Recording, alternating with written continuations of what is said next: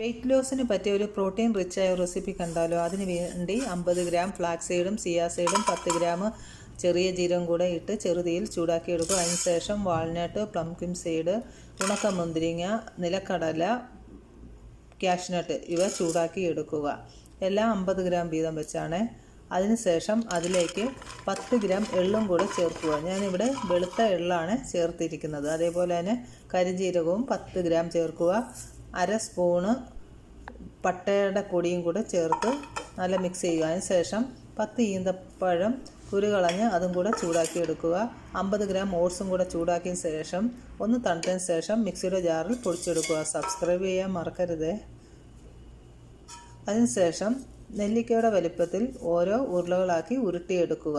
ഇത് ദിവസം ഒരെണ്ണം വീതം കഴിച്ചാൽ മതി. നല്ല എനർജിക്കാണ്, അതേപോലെ തന്നെ നല്ല പ്രോട്ടീനാണ്. വെയിറ്റ് ലോസിനും പറ്റിയ ഒരു വിഭവമാണ്.